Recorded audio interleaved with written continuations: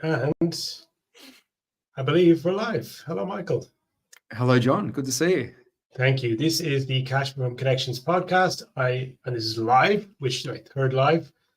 This is Michael Dunlevy, my guest. I'm John Caprani. Michael is here to talk to us today about selling in a more, I think, humanistic style would be the way I would describe it. Not banging a script at people, not emotionally traumatizing people into handing over their money. Much more of a consultative approach, detective-like fact-finding approach. But I don't want to put words in his mouth. Michael, maybe you tell us a little bit about who you are and what you do. Yeah, well, there are alternatives to all the things that you just said then. I'm pleased to tell you. And a previous version of me lived the typical selling existence that you're alluding to there. Mm-hmm. And so I do know that world. Once upon a time, I didn't know a better way, and I thought that was the only way. And I'm pleased to say that there is a different way. And once you know the other way and you're able to do it well, you probably never want to do the other way again. That's my lived experience anyway. So I'm 20 years in sales in total, maybe a little bit more even. Had a bunch of my own businesses, came fully into this world during COVID through necessity. My business is in Guatemala, where I live, from Australia, but live in Guatemala. Closed down temporarily initially and then permanently beyond that. They were tourism facing. There was no tourism here for 18 months, all that sort of stuff. So through necessity, I took my skill set online and discovered this wonderful world and found that most of what I had before coming into it was transferable with a few little adaptations. And yeah, for the last 4 years, this has become my main gig, and I see that continuing for the foreseeable future because it's a pretty good place. So the type of sales you do these days, you are primarily selling coaching services, business consulting, what kinds of products? I do two things now. So I still represent, people that need help with their sales. So I still work with one client. I had 3 clients until about 13, 14 months ago. And then I, on very nice terms, let 2 of them go to create space for what's become my coaching offer. So I still sell for one client, a really high-level mastermind for entrepreneurs, CEOs, company founders, people like that. That keeps me sharp. It keeps me in the game. It keeps me active. It keeps me practicing what I preach. But it's also a really interesting world as well. I sell to really interesting people, sell a really interesting offer. I'm part of the fulfillment in the sense that I go to the events that are part of the masterminds and, get to experience it and learn from it and mingle and all those things. So I don't want to close off access to that world. I just had a sales call this morning, actually. So I'm still, active in that world. And then I guess what's become the main gig is True Sales Pro, which I launched about a year ago, which is a group training program for, most people in there are salespeople, but there are offer owners in there. There are marketers in there. There are people from the traditional corporate world in there as well. But, I posted on this yesterday. It probably looks and feels like a sales training program from the outside, and it is in many ways, but really it's a communication program. It's an understanding people program. It's a how to, extract information from people program, how to make them feel at ease, how to help them make decisions. It just happens to sit within a sales dynamic because that's where we apply it more often than not, but it's all transferable to real life. It's all transferable to conversations like this with you today, with your friends, family, interactions with a bank manager. Like it translates anywhere and everywhere because it's communication. It doesn't matter if it's in business or in sales or in real life. People want to be heard and understood. They want to be respected. They want to feel like they're the star of this interaction and they matter. They want interesting questions coming their way. They want to feel like you're listening to their answers and building on what's happened before with where the conversation goes. I could be talking about sales right now. I could be talking about business in general. I could be talking about normal conversations like the one you and I are about to have right now. Like it all transcends. So that's the approach I have to selling. And it's wonderful because there's no ick factor. There's no push, there's no pushiness. There's no all those nasty caricature emotions that we associate with selling done the way you said at the start. They don't exist anymore. And I've never sold more on the back of it. I never felt better. So it's win-win-win. Amazing. Do you remember the first time in your life when you closed someone? And I don't necessarily mean in a sales process, but in any kind of life process. Well, that depends on your definition of closing somebody. What do you mean by that exactly? Well, I guess going into a conversation where you had an objective of what you would like to happen and walking out of that conversation, what you wanted to happen happening.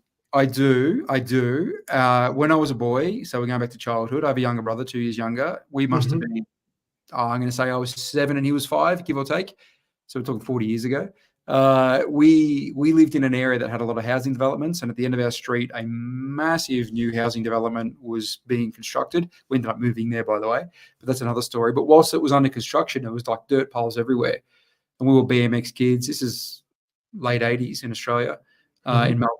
We were BMX kids, and we'd go down there to all these massive dirt piles where they were moving, excavators moving dirt around, getting ready to turn them into houses. And we'd set up bike ramps and bike jumps, and like everyone in the local neighborhood were down there on BMXs.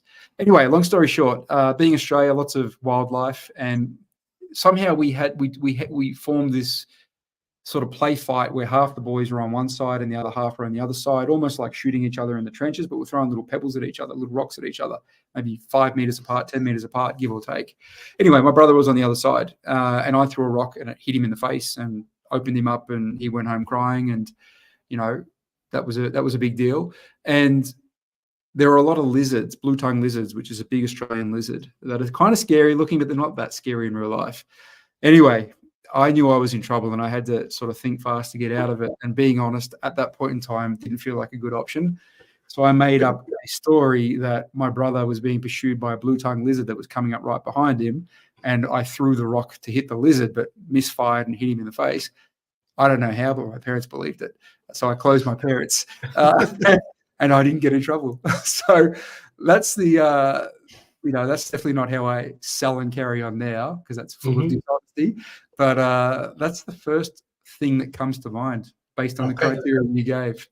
I love it. That sounds quite metaphorical to a lot of what goes on in high-ticket sales. Yes. Growing up, then at some point you actually first got introduced to sales as a career, as an option to actually make a living. Do you remember when that happened? I was painfully shy as a kid. And, I had a work ethic as a kid as well, and a curiosity to work as a kid. So from 13 onwards, I've worked. I haven't stopped working since 13. So I got 2 jobs when I was 13. A game with my brother, him and I, we got a paper round. We used to do one half of the street each together on Wednesday nights. And that was awful because we were sort of in a semi-rough part of town, and half of our paper route went through the rough part of town. And we used to get pursued by bad kids that would chase us and egg us and pick fights with us, and very character building. We still had to show up and do it, deliver the paper. So it was very character building. And so that was happening. And then I was really into basketball. This is the Michael Jordan era, early 90s. Every Australian kid was into basketball, and I was too. So I started refereeing basketball, which was a way to make money. I used to get about $5 a game, $5 Australian dollars a game. And not only did I earn money, which was amazing in many different ways, I learned, again, sort of building on that resilience and responsibility that I said with the paper rounds, going through bad areas, getting harassed by kids, still having to deliver the papers and show up and not run away. I was getting abused. I was getting intimidated. I had parents and coaches, abusing and intimidating me and questioning me and challenging my authority. And I had to learn to work through all of that. So I think that was part of me coming out of my shell. And then I got retail jobs when I was 18 onwards, going to university, and they were retail jobs selling. I mean, it was really order taking more often than not, but I was having those interactions with people and getting really comfortable speaking to people. Did hospitality work as well at the same time, bars, hotels, restaurants. All of that massively brought me out of my shell and expanded my world and got me really comfortable talking to strangers and interacting with them. And that definitely was parlayed into what became sales down the track.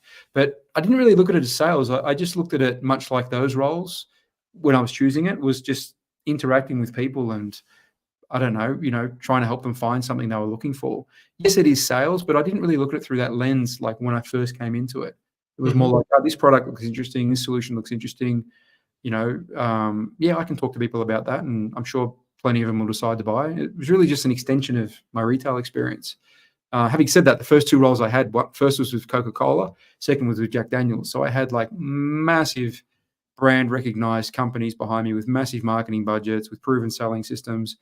So that was quite good in the sense that I got to plug and play as a start point rather than do all the heavy lifting. And then as I moved beyond that, then I started moving into worlds where they didn't have Jack Daniels brand behind them. I had to, do a lot more heavy lifting. But it was a good start point. So actually, maybe just dig into that for a second, because maybe it's not apparent to everybody. When you don't have the power of a big brand behind you and you're trying to sell a product, what extra pressures does it put on you, and what do you have to do that you wouldn't have to do in selling in a branding situation? Well, I think in hindsight, there are, like anything, there are pluses and minuses. When you are in an ecosystem where the ecosystem has momentum and you're just almost like a warm body plugged in, you know, you don't really know this at the time when you're new to this world. Like, there are positives. I just said there are positives, but there are also negatives. It can help, it can lead to laziness. It can lead to entitlement. It can lead to an inability to sort of be creative, because all the heavy lifting is done by the mechanism. So, I look at that as a benefit in the sense that I got to have a lot of conversations and a lot of interactions, and everyone said yes. So I got a bit of confidence from that. But really, it was the product selling it, really not me. So when you move into the new world where they are speaking to somebody for the first time, they don't know who you are. There's no big guru figure or big brand behind you. It's a very different conversation. It's more about having them realize, rather than the brand or the guru doing all the heavy lifting and them being drawn towards that. It's more about having them realize, and there's a way that you can do this, which is via the right questions, the right way at the right time, and then challenging their answers until the truth emerges. But it's about them having the realization that, hey, where I'm at and where I want to go, I need to change that for whatever reason. I think this guy, Michael, and his offering can help me do that. I want him to do that. I can't think of any reason why this wouldn't be a good idea. I can say yes to his terms and conditions. So I'm going to ask for his help, So you need to know how to do that, which you don't need to how to do when it's Jack Daniels. You just basically ring up and say, hey, do you want some Jack Daniels? And they pretty much always say yes. It's almost like selling or order taking. Whereas when that ecosystem isn't behind you, it's what I call the realizer model. So I talk in my training about the realizer model versus the convincer model. A convincer is holding up a bottle of Jack Daniels saying, isn't this amazing? Isn't it beautiful? Don't you want one? And you're effectively just agreeing with the premise. Yeah, I'd love one. That can work in certain ecosystems and in certain environments. It can work, and it does work, but it's quite limiting as well. Whereas, using that same example, if I were to ask you a series of questions and help you have a realization, and, the realization was, what I really need right now, I need Jack Daniels in my store. And then you'd ask for it. It's quite a different experience. It's you having the realization and then asking me for help to make that come to fruition, as opposed to me holding up and saying, isn't amazing, don't you want it? And then you agreeing with that premise. It's a very, very different approach. You need to learn the former if you haven't got a big brand or a guru figure behind you. Otherwise, you haven't got much chance. Got you. Unless you want to go into like manipulative tactics, like, I thought you said you were a man, like silly stuff. Do you have to ask your wife for permission when you buy coffee too? Like, just, all that silly stuff, which I don't do. Got you.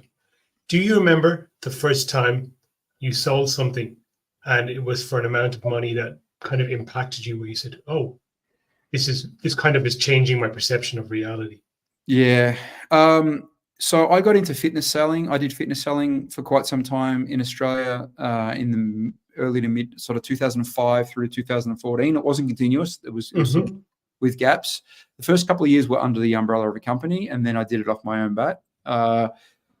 When I started, it wasn't one transaction. It was the quantity of transactions in a day and the sum total that came from that. So when I went out and did the fitness selling on my own, I'd go out to a gym for 10 weeks and completely take over the sales marketing department and run a campaign. And so I did sales and marketing. And initially it was on my own, and then I brought colleagues with me to help me because it got too big for one person. But they were typically $2,000 transactions, but on a good day, I was doing 50 or 60 of them in a day on a good day. And on an average day, I was doing 20 or 30, and then everything in between. So there were multiple 100K days. And this is like 10 years ago when the Australian dollar was the same as the US dollar as well. So, and I was getting a decent clip of that too. So just stacking those 100K dollar days, day in, day out for weeks in a row. It was, that changed my life. Like, I bought a house on the back of, one season doing that. So that was when I moved into a new stratosphere as far as income goes. I was able to go and earn more in 2 months than my friends were earning in a year working corporate. And then I'd come back to Guatemala. So I'd fly back from Guatemala to Australia for 2 months, do really, really well, and then come back the next year. I did that about 4 or 5 years over a 6 or 7 year period. And that changed everything for me. It changed everything in terms of what it gave me, what it opened me up to, what I guess I used as a new baseline in terms of what successful numbers look like, what was possible, what I should and shouldn't settle for, all those sorts of things. So that was a huge paradigm shift for me. And then now, the offer I sell now, the entrepreneurial offer I mentioned before, that's typically 24K US, the main ticket I sell. There is a 10K option and there is a 45K option, but most of my sales are 24K. And there's also a 70K separate package I sell. Last year I had 2 separate days where I did 300K US in a day, which is $500,000 Australian dollars. Days like that were just phenomenal. Now, they were outliers. Like I did 2 of those last year, but I did plenty of 100K and 150 and 200K days. But, when you do numbers like that, it's mind blowing. When you're on commission only and get a decent commission rate, it's pretty nice. That's why we do. From a reward perspective, in a monetary sense, days like that are why we do what we do. They're massive needle movers. Very exciting. Did they change those days? Did that change your perception of what was possible and how much money is out there in the world? 100%. The program I sell is called Abundance 360 by Peter Diamandis. Do you know Peter? Are you familiar with his? I've heard the name. Yeah. So, the name, as the name suggests, Abundance 360. Peter is Mr. Abundance, I guess. So just sort of being in his orbit, in his world, getting to know him, being at his events for the last 3 years, like it's completely changed my perception of what's possible and completely reorientated me towards an abundant, hopeful, optimistic, positive approach to most situations. It doesn't mean I don't cross-reference it with being responsible and all that sort of stuff. But I've definitely reorientated more that way over than fear, scarcity, fear of loss, all that sort of stuff. So my mindset has moved way over into that space, and what I've been exposed to and what I've actually done and executed and been a part of has reinforced that. I won't say any names, but I've joined several billionaires in this program and spent an hour with them on a call. I definitely won't say his name here, but one of the richest men in India I joined, and he brought like 15 people in his company. So like I get to have conversations with people like that. My world was not intersecting with people like that 5 years ago. So just coming into a world where I now have conversations with people like that, I learn from them, I'm inspired by them. I'm able to generally hold my own in a conversation with them because I don't bring my ego to the call and make it about me.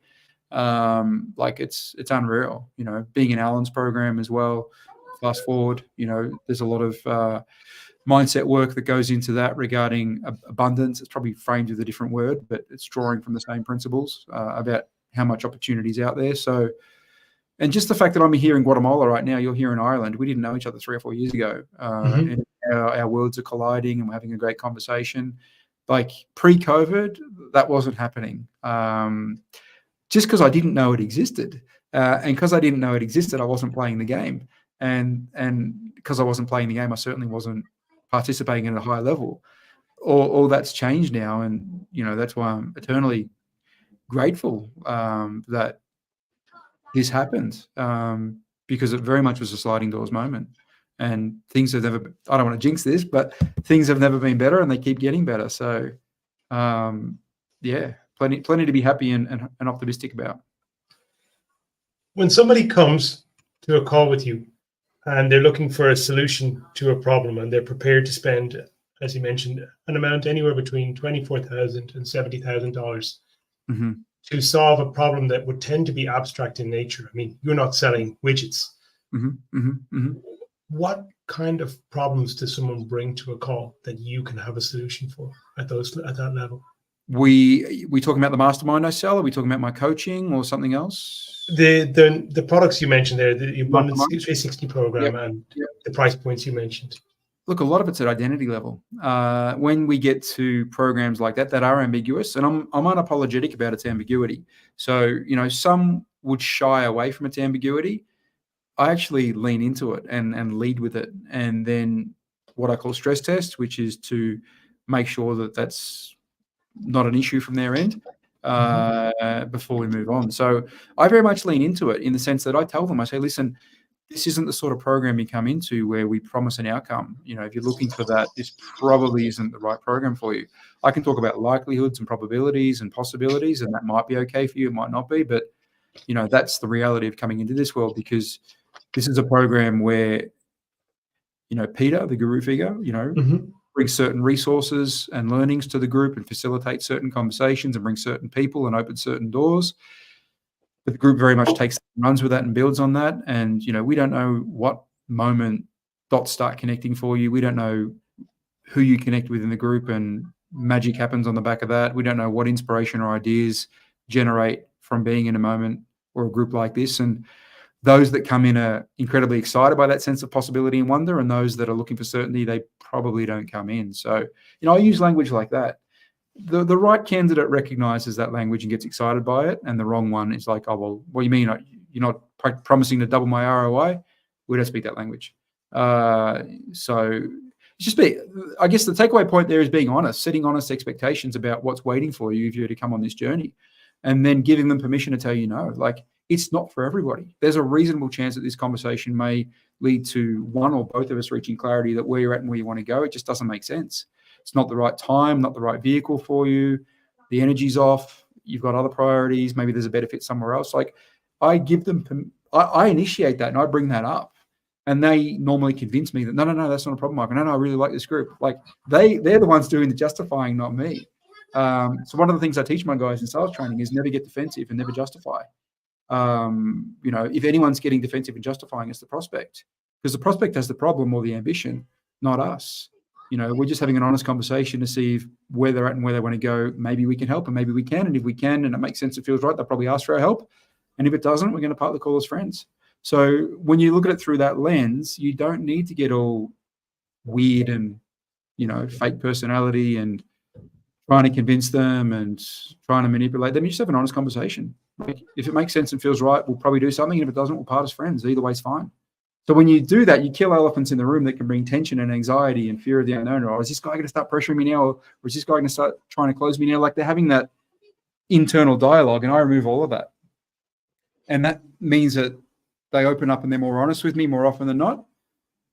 They're not afraid to tell me no, or this doesn't work, Michael, or I've got a better option. I will tell them that as well, if that truly is a position I've landed at.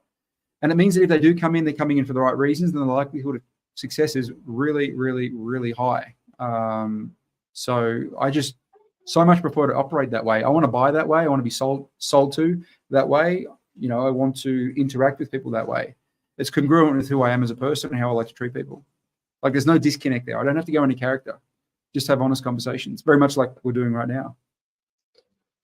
You mentioned this idea about justification. Can you just dig into that a little bit and why trying to justify what you've got to sell becomes a problem? Well, what does it look and sound like if somebody's justifying something to you?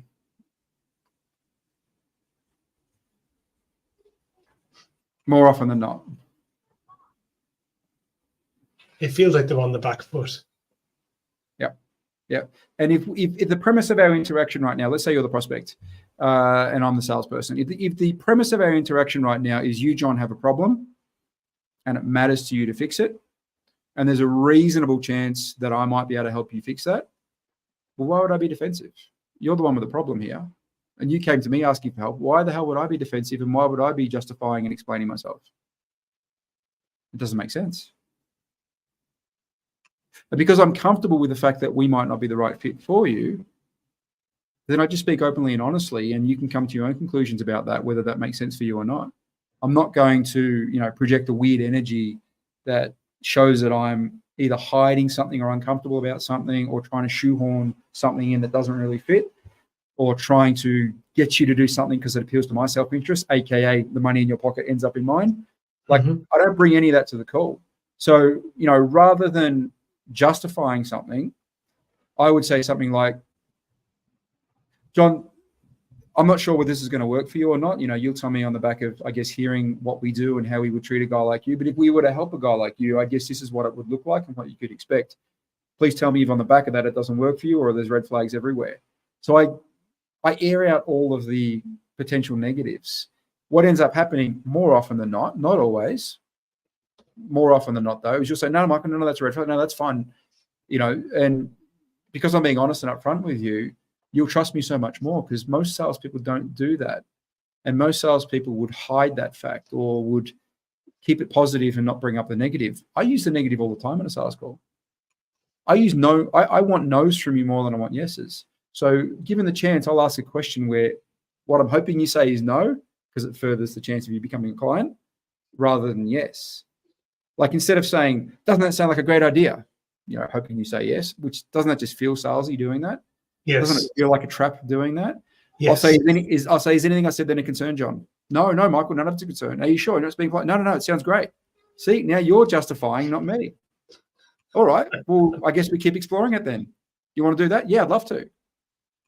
See the difference? Yes. It's interesting what you say, because that's the principle of good copywriting as well, which is to raise and pre-handle the objections before you ever get to making an offer. And the type of copy that sort of relies on hype and just driving how awesome things are does work. It can be very effective. Yes. But it typically leads to buyer's remorse after the purchase event has taken place. Yep. I 100%. The best way to gain confidence from somebody is disarming honesty. And that includes pointing out your warts and all. And once you've pointed it out, you go, now that you've seen my warts, have I scared you off, or do you want to keep speaking? I won't be offended either way. What do you want to do, John? No, Michael, warts don't matter. Everyone's got warts. You sure? Not being polite. No, Michael, I've got warts too. Oh, so I'm not the only one. See, we've gone into that space. See what a different space that is? I've just realized I'm unconsciously using that in my sales process for my current offer, where I start off with the typical marketing agency guy will come in and make some big claims and then offer you some kind of risk reversal guarantee. Yeah. And I have no guarantees to offer whatsoever. I don't even know if this is going to work. But you know what I'm going to do? I'm going to give you a situation where you can test out what I do before you actually put your hand in your pocket and spend money with me. Yep. And then you can decide for yourself, is it a good fit or not? Yep. Love it. I'm the same. I don't offer, with my coaching program, I don't offer a guarantee. I talk about likelihoods and probabilities, but I very much reinforce. Can you hear this rain, by the way? I've got a massive tropical storm above me right now. Can you hear this, or are you okay? I can hear very faintly. I think you've got your voice isolation on your computer or phone is working well. Yeah, it's like really heavy rain right now. We're in the tropics in the wet season.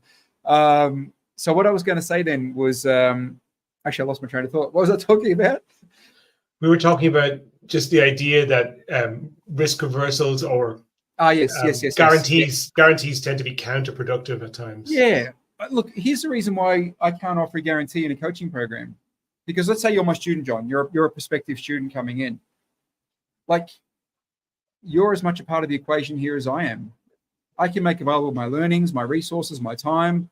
I can do what I do from my end, but I can't guarantee how you'll process that and how you'll then go and act on it, and that you'll be honest in your communication with me and you'll put yourself in the right environments. Like, I very much, get any prospect to buy into the fact that this is a journey we're going to take together. I do my part, you do your part. On us both doing our parts, the likelihood and probability, not a guarantee, is extraordinarily high that we'll get great results. What they specifically will be, I don't know, and I won't promise you a number because there's too many variables and too many unknowns in play. If that's good enough for you, you'll probably come in, and if it's not, I get it. Like, if you want to go to a guy that promises to 3x your closing rate in the first month, go for it.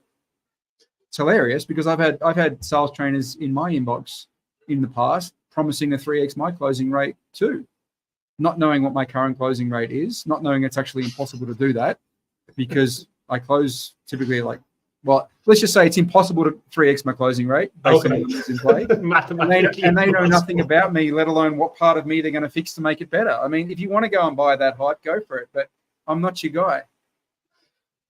The big claim works best on somebody who is inexperienced or desperate or both. Correct. The experienced person has been burned a couple of times and they don't want to hear a big claim again. Yep. 100%. Yeah, 100%. So that's how I do it. The Peter offer doesn't have a guarantee either. I mean, I said earlier, I can't guarantee an outcome if you come into this program. I don't know who you'll sit next to, what moment the dots will join, even when that'll happen. So if you're going to come in, you need to be okay with that. You need to be comfortable with that. And you need to come in and do your part. You need to let us do our part. And it becomes likely that magic happens at some stage, but we don't know when that'll be and what specifically that'll be. But you know how it is. the right people get that language and that way of thinking, and the wrong people don't. I mean, it's very intentional when I use that language. It intrigues and captivates the right person. It repels the wrong, and that's a good thing. We don't want the wrong person to come in because they're either going to have a bad experience or they will charge back. They'll ask for a refund. It just won't be a good experience. So we would rather them not come in.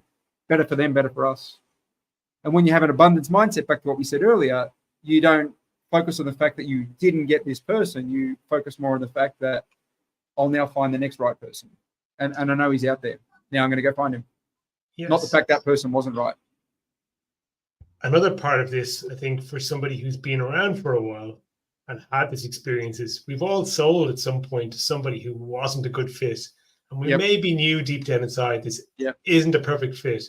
And then it was okay for a while, and then it bit us in the ass, and we gave all the money back, and we wasted all our time. Well, that's the thing. I posted on this and did a video on this recently. Here's the thing. I'd rather disqualify them before they become a member and part on good terms and everyone remains dignified and, you know, we're still friends. The door's still open if things change. Just based on where you're at and where you want to go right now, it just doesn't make sense. And I'm not going to bring you in for the wrong reasons. You close the door, it's all good. Maybe they come back, maybe they refer a friend, maybe that's it. You know, 20-minute conversation, you never speak to them again. That's fine. But if they do come in and they write a check for 24K and a week later they realize I'm out. If you have to refund that, like that hurts. And that hurts to write the 24K check back the other way. Mm-hmm. Maybe there's some admin fees as well. Or worse, they do a chargeback. And then you got to deal with that whole, you know, crap show. Or if they're on a 12-month payment plan, they pay the first installment out of pride on the phone call, but they ghost you. They change their credit card or cancel the payment plan. Like they never pay the next 11 installments. Or they come in and they bring bad energy or inappropriate energy to a group dynamic, which I've had before as well, and it just contaminates the whole place. And then you got a spot fire to put out. Maybe then you got to sack them. Like it's just, I'd rather avoid all of that. Like everything I said then was negative. I'd rather cut it out. So I do. Good. You mentioned that you see your program, True Sales Pro, as primarily a communication program. And I like that because it gets you outside of the box of just thinking about great salespeople. So who out there do you see or sort of look to or have looked to as great communicators and been inspired by?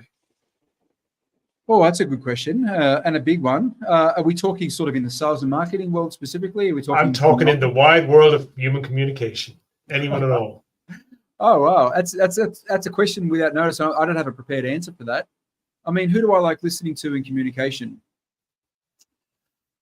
Oh, wow.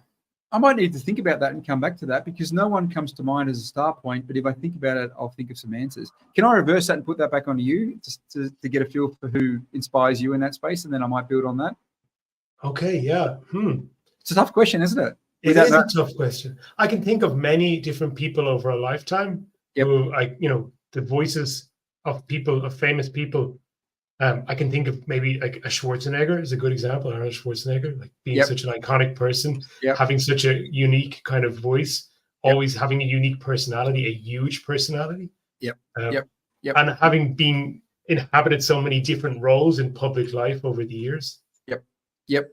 I this is going to sound like a cookie cutter answer, but I'm not like a massive Steve Jobs fan in general. I haven't read his biography, blah, blah, blah. But I had a YouTube video come up my feed a couple of weeks ago about the precision, the benefit of the precision of language, using precise language. And they used Steve Jobs as an example. And they did like an hour deep dive on, how incredibly precise he was with his language. And that was pretty impressive. There's no doubt about that. And that then I guess contaminated my feed, and then a couple other Steve Jobs videos came up on the back of that, and I ended up watching them. And I think at some stage I'll go back and do a deep dive on his use of language and storytelling. So I know that's an obvious example if I mentioned Steve Jobs, but I was pretty impressed when I saw those videos. It was pretty compelling how powerful and how articulate he was. So that's someone I want to revisit and spend more time understanding. I did the deep dive on him, I think, back around 2010 or 2011. And yeah, absolutely. He is a superb communicator in many, many ways. He's careful. He's not in a hurry to speak. Yep. He takes his time between sentences. Yep. And he always has a lot to say. Yep.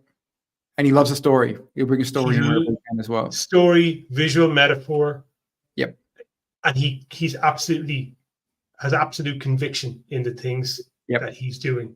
Yep. Yep.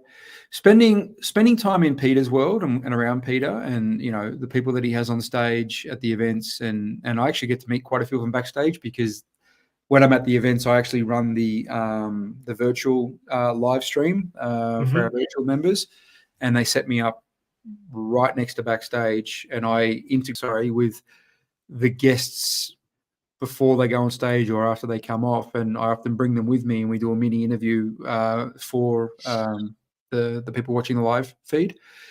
But there's definitely commonalities in the most impressive people that get up and speak, and one of them is how considered and how much they slow things down, which is something I want to get better at. I'm aware that I speed up a lot and try and get too many words in often, but there's no doubt it's more impactful, and I guess hits the mark harder when you can slow it down. You can be more precise and more considered in your speaking. So that's something I want to get better at. I think I'm getting a little bit better at it, but I probably need to do dedicated work to that, because I see the power. The best people on stage, they're not in a hurry. They're not rambling. They don't mind a 5 or a 10-second pause. Sort of every sentence feels like an event almost. Steve Jobs is a master of that. So that's a space I would like to get better at. And storytelling too. I don't consider myself a good storyteller, certainly not a natural storyteller. I recognize the power of it. I would need to do intentional work, which I'm prepared to do in those two areas, to slow down and speak more considered and more impactfully, and to get better at storytelling. And I think when I do that, I'll not say if, I'll say when or once, I expect much better outcomes on the back of that. You talked about people's need to be heard and understood, and those are two things I've come in recent years to believe to be extremely important for communication. Far more important, I believe, than what you say. I'd love your thoughts in depth on how, both what it means for someone to be heard and understood, and how you can encourage people to feel that way when they're communicating with you. Yeah, I mean, sort of building on what you just said then about more important than what you say, there's that famous saying about it, people won't remember what you said, but they'll remember how you made them feel. I mean, if you believe that, and I do, because I can think of so many moments in my recent and longer term past where I had a conversation that for whatever reason, well, I'll take the negative one, didn't go well in whatever way. I often don't remember the specific words, unless there was like one specific word that really cut, but I definitely remember how I felt. So I definitely subscribe to that. Look, I first came across that turn of phrase from Chris Voss, who wrote "Never Split the Difference," the former FBI hostage negotiator. Are you familiar with his work? Not in depth. I've seen some clips of him talking, but not in depth. I was fortunate enough to meet Chris. I was in Nashville for an event with my client a month ago in May, and he was the keynote speaker. And he's got a company called Black Swan Group, which teaches his methods. And we had a booth set up at the event. We were sponsors of the event, A360, and a couple next to us was Joe Polish from Genius Network, who was the other keynote speaker, who's in our group, who's in A360. He's close friends with Peter. So I spent a bit of time chatting to Joe. I've met him before, and 2 booths down was Chris Voss. And I went down and introduced myself and talked to about, I guess, him. I'm not a fan in the sense that I'd never go up to famous people. I don't get photos. I made an exception for him. So I went up and introduced myself and talked to him for about 15 minutes and told him, I guess, what I learned from him and how I've applied it in my world. And yeah, he was good. He was good to speak to. He was very gracious and interesting and all those things. But my point, the reason I bring him up is in his book, that was the first time, I had seen those words, I guess, put down as a fundamental pillar of good communication. People want to feel heard and understood, and that's where empathy comes from, like hearing them and understanding them, walking in their shoes, metaphorically. So it just transcends any interaction. I mean, you want to feel like that on this call. I do too. You know, we go to the shop and buy a can of Coke. Like, if we're dismissive and make the other person feel unimportant or insignificant or disrespected, or it's just so transactional we don't even look at them, I mean, they'll still do the deal, but they won't feel good about it. Whereas if you were to do the reverse of all of that, it's just such a better interaction on so many levels. And who knows where that interaction is going to take you? You just never know. So, you know, using that as a start point, people want to feel heard and understood. They want to feel either the star of the interaction or at least an equal. When you build that into your sales process as a start point, what ends up happening is they view you as an asset in the conversation because you're making their world better, because you're making them feel good. You're making them have certain realizations. You're helping them get clarity. You're helping them make a decision. It's their decision to make, but you're providing some of the inputs that can help them make it. You know, like, so there's a value in that. They stop seeing you as a threat. They stop seeing you as a self-serve, you know, someone who's motivated by self-interest, i.e. get the money out of your pocket. So all of these things reduce friction, buyer's resistance, and on the opposite, they open up, you know, trust pathways, goodwill pathways, a desire to actually interact with you. And on the back of that, they give more. And being that I'm here for the truth, you know, I need to reduce that friction. Otherwise, you're going to stay clammed up and you won't open up and tell me the truth. Whereas if I can break down all of that and have an honest and open and well-intended conversation where you have permission to tell me no, I have permission to tell you no, we're just having an honest conversation, the truth emerges. And when the truth emerges, it becomes clear to both of us what should happen next. And that's the buying decision part. You know, does it make sense to ask for help or does it not? And all will be revealed, and what will happen will happen. And if you buy, fantastic. And if you don't, no problems. I'll understand why you didn't buy though. See, that's the key thing. Most salespeople, when they don't buy, they don't even know why the person didn't buy it. Oh, this seems so perfect for them. I don't know why they didn't buy it. They don't even know why they didn't buy. Or they got some fake smokescreen objection because they were too afraid or too embarrassed or too intimidated to tell you the truth. So they made up some mysterious thing about this mystery wife and they're not even married. You know, you get all that BS. Whereas if you make them feel heard and understood, if you make them feel important, if you make them feel respected, if you create an environment where the friction goes away and the openness comes, you have an honest, well-intended conversation. What needs to emerge emerges. What needs to happen next emerges too. And then a decision's there to be made. And you're okay either way because you have an abundance mindset. You know, if I'm a salesperson, I might statistically speak to 8 people per day, and statistically 4 of them become clients and 4 of them don't. I don't say this to the person I'm speaking to, but internally, I'm like, well, the only question I've got is, are you going to be one of the 4 that buys today or the 4 that doesn't? Like, I'm okay either way. So that way I can stay objective and impartial and focused on them because I'm going to be okay either way. But if I flip it onto you, John, if you don't buy this product or ask for my help, are you going to be okay? Is anyone else calling you up today to offer you help? And the answer is probably no. Whereas I've got 7 other appointments on my calendar today, and statistically 4 of them are going to say yes. So again, I don't say this, but internally I internalize it, and that helps me create a frame and hold that frame. And that doesn't transcend into arrogance and aloofness, by the way, or belittling or anything like that. It just enables me to stay present, to stay focused on them and what needs to happen, and I'm okay either way. I want them to join and pay, don't get me wrong, if it's appropriate. Like, I want to sell to everybody that it's appropriate. But I have to suppress that feeling, because if I enable that feel, if I let that feeling control me, then I'll become a typical salesperson and do anything to make a sale, which means I lose the objectivity, I lose the focus on their self-interest. You know, I don't make them feel heard and understood, because really I'm just kind of talking at them and trying to persuade them and pitch them and pressure them and manipulate whatever I can to get that money out of your pocket. Like, I don't want to be that guy. I've done a version of that in the past. I've learned my lessons. I don't want to be that guy ever again. The good news is I've never sold more doing it this way, and it's never felt better. I've found in a couple of recent sales interactions where I came up against an objection, like the "I'm too busy" objection. And I actually genuinely believed in those interactions that when that person said "I'm too busy," that they were wrong. And I said it to them, hey, you know, you think you're too busy now, but by the time you actually need to do this, yep, you'll realize that you should have made time for it now, but by then it'll be too late. Yep. And it was okay to challenge their decision Yep. and help them see a different way. Yep. Once I genuinely believed it. Yep. When do you find it's okay to directly challenge what someone says, or their reasons, or their maybe not excuses, but their reasons for, or their resistance, or their objections? The answer is all the time, without exception, but there's a caveat.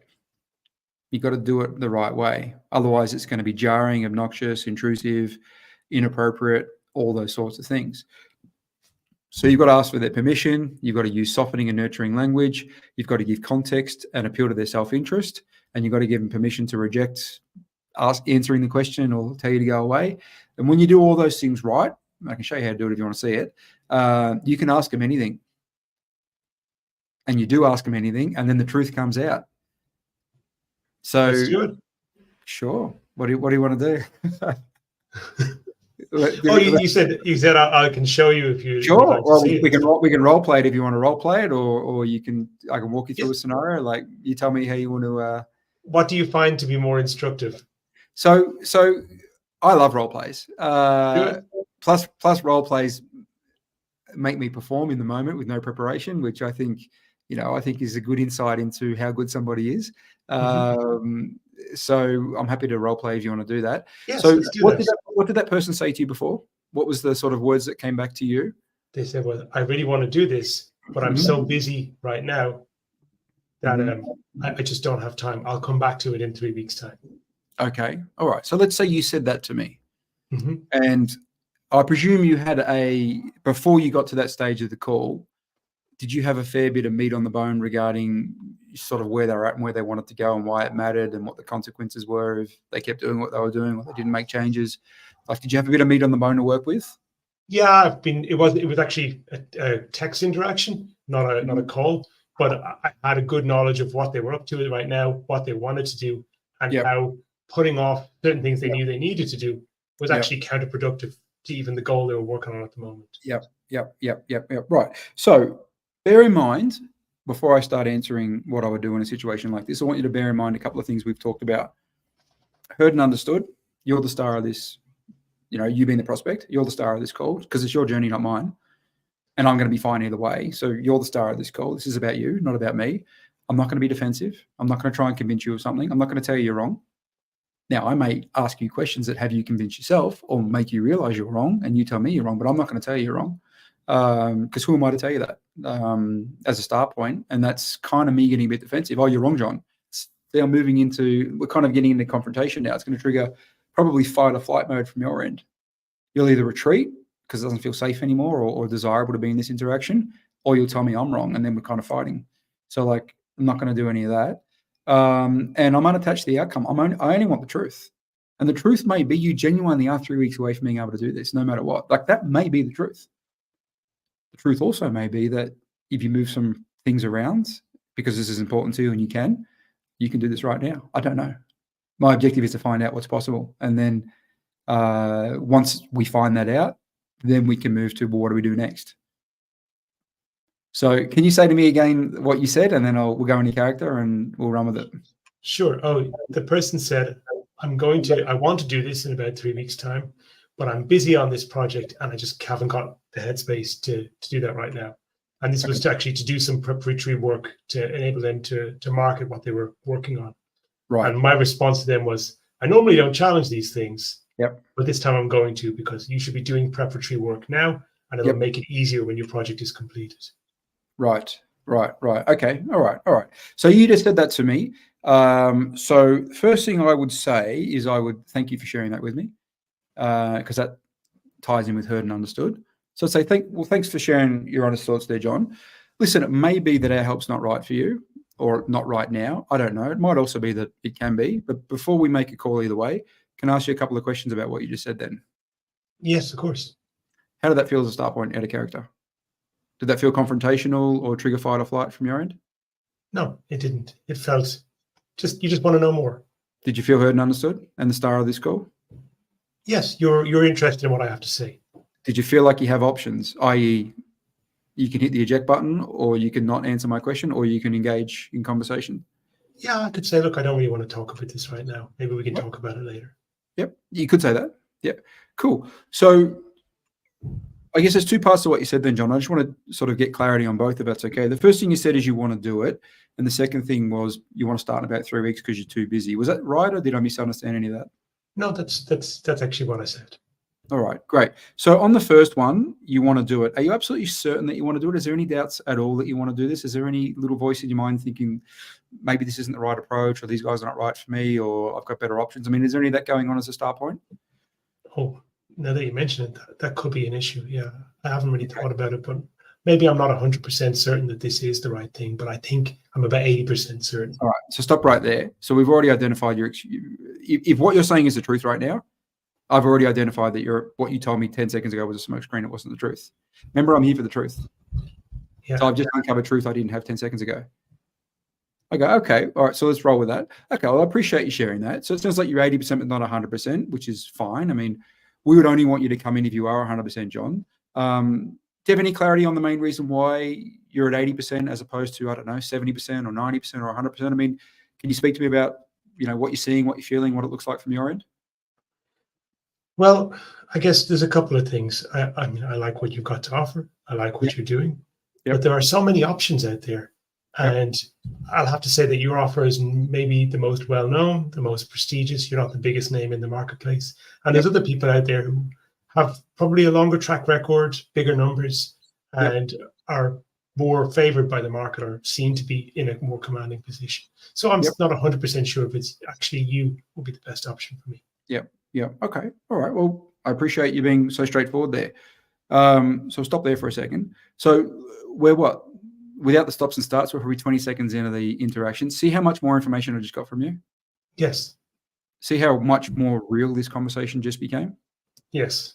Now, I can keep unpacking this, and this would probably be a long role play if we were to go the whole thing. But, what I hope anyone that's watching this saw then was, firstly, you felt heard and understood the whole time.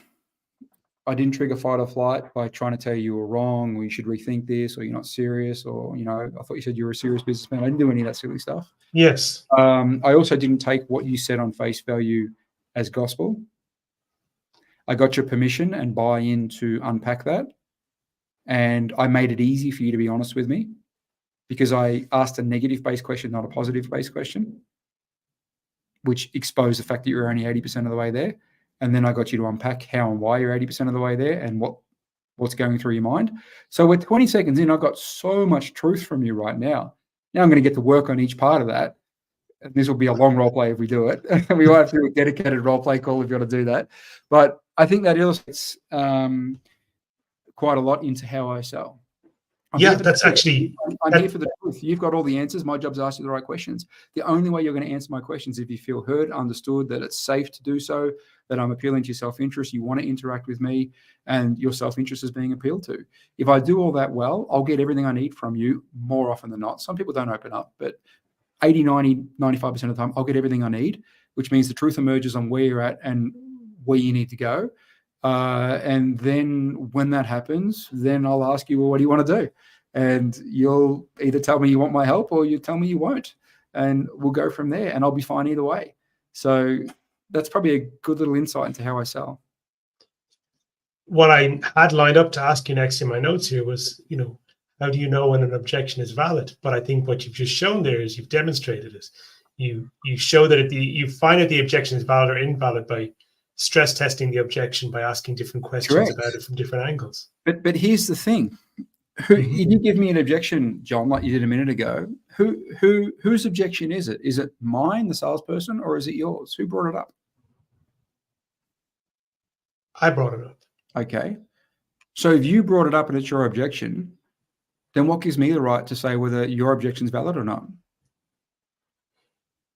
Okay. So this is Socratic method. I have to actually at this point now investigate what I'm saying and saying, is what I'm saying actually what's going on inside? I have to check my internal process. It's your objection in the first place, and it's your objection to overcome. So the validity is yours to decide on, not mine. So I'm now in the position where I have to ask the question, am I bullshitting myself here? Correct. So I'll create a situation where all is revealed. Okay. So I'll say something like, well, listen to this as a precursor, as a softener. Well, John, it's your journey, not mine. You know the way you think better than I do. So you know your capabilities and what you can and can't do, and I don't.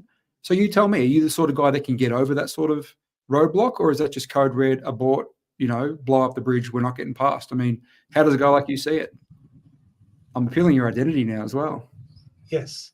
You tell me. Asking these kinds of questions. Yep. It transgresses some social norms. It does. You have to be able to do this.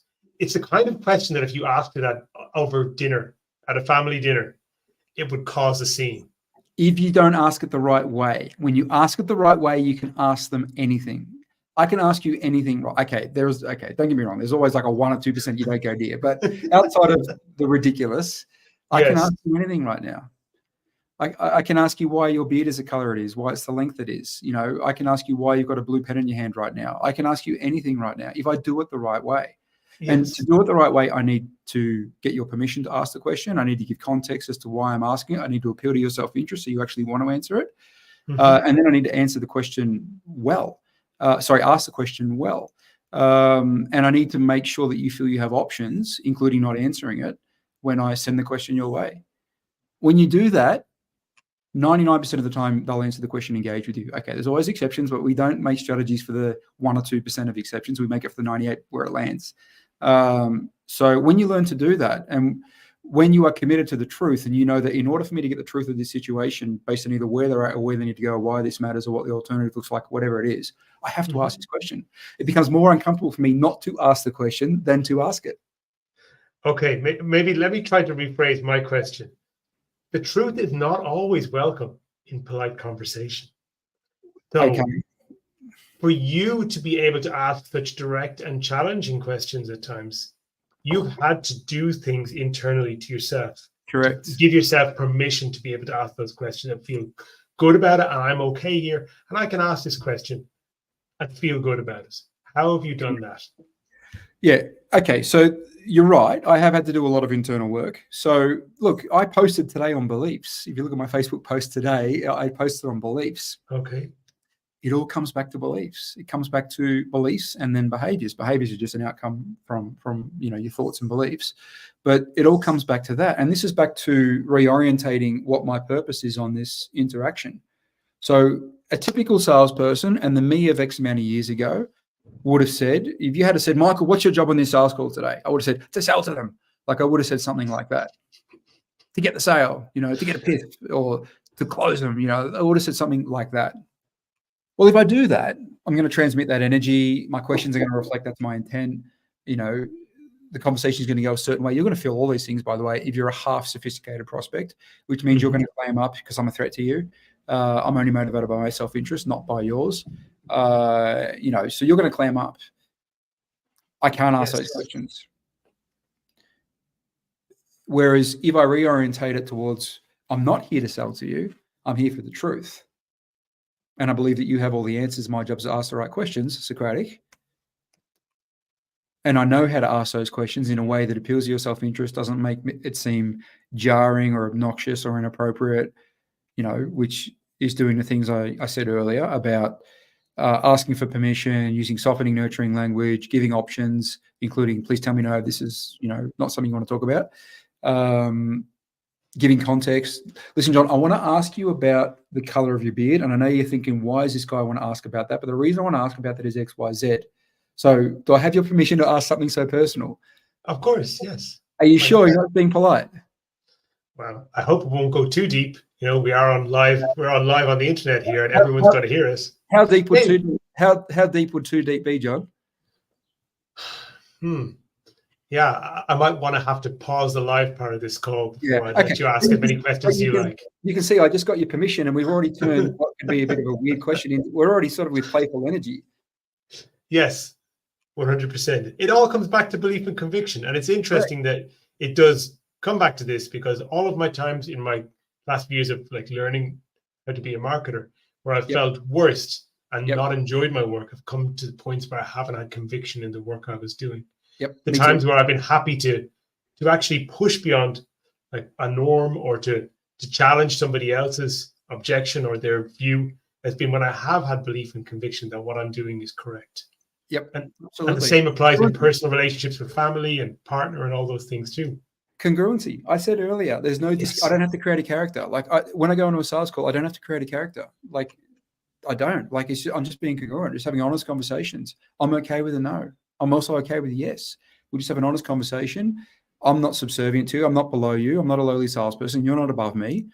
The money in your pocket's not the prize. What the prize is, John, is you getting to a better place. I might be the guy that can help you do that. So let's have an honest chat. If it aligns, we do something. If it doesn't, we don't. When you look at it through that lens, all the pressure and all the ickiness goes away and you relax. You just have an honest conversation. It's great.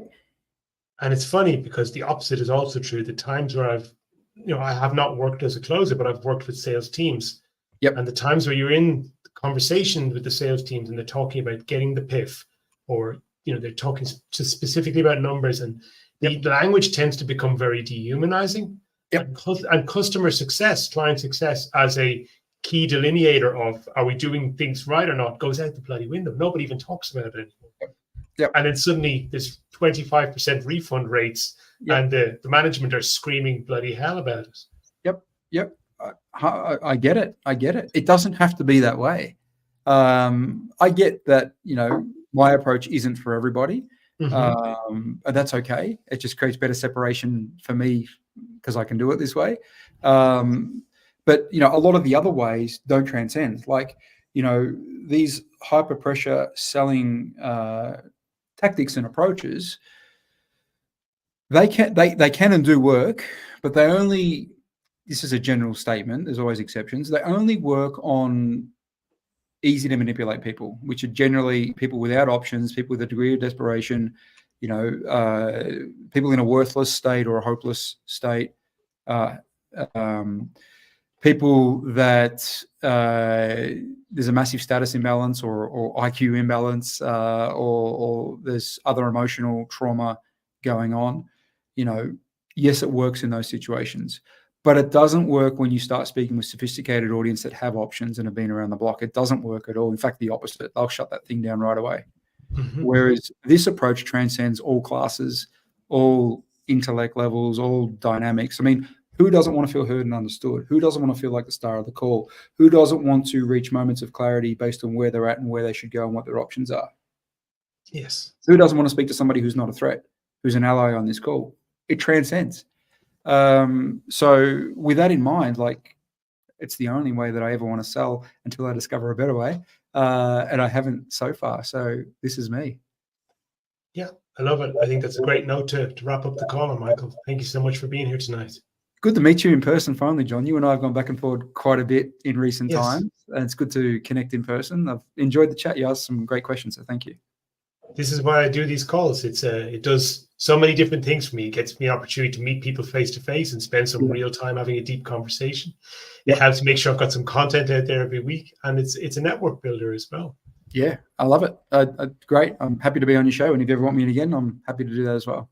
And the last thing is it lets people do due diligence. When somebody searches for me on Google, they find conversations of me talking to people like you, and they say, "Oh, he's got to be at least partially all right then." He seems like a pretty reasonable chap.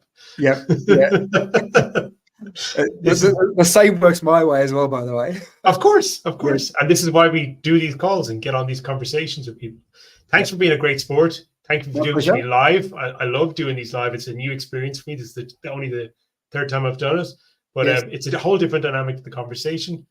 So much fun. Really enjoyed it. Thank you, Mike. Been a pleasure. Thanks for having me, John. Good to see you. Okay. I'm going to end the stream now, right? Thank you. If my mouse will work. And I think we are